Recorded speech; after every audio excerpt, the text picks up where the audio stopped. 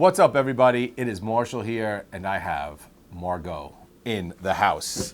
This is Château du Courneau. This is 2020, and yes, grip it, rip it. I love those. This is one of those smaller, lesser known petite chateaus in the Margaux region, and I have had a few of their past vintages, but this 2020 is really just out of this world good. We tasted this sample recently, and it's one of the smaller production wines of the region.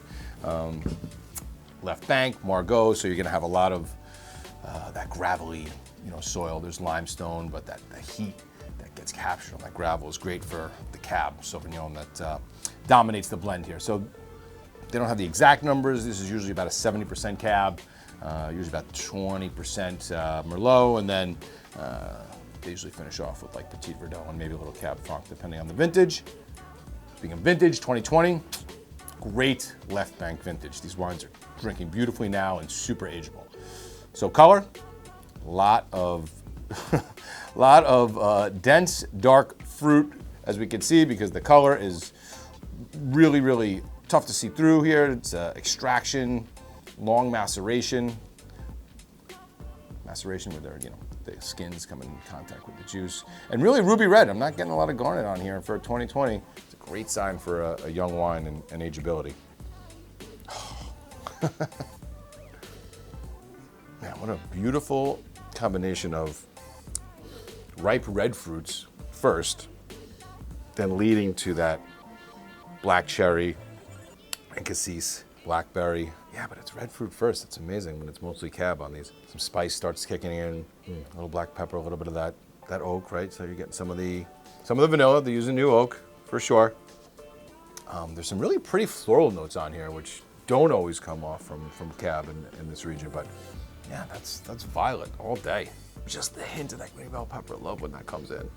Just a little kind of end note of that smoked tobacco, right? Just a little dose of it at the end. It's really complex on the nose. So this has just got layers as it sits on the palate. That fruit comes and it's just mouth-filling. Really ripe, big vintage 2020.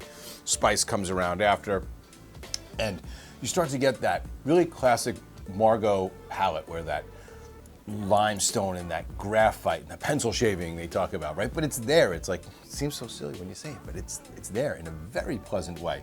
A lot of acidity on this wine, mouth-watering, balancing with the tannin, a food wine, and what I really love about this is the alcohol levels, right?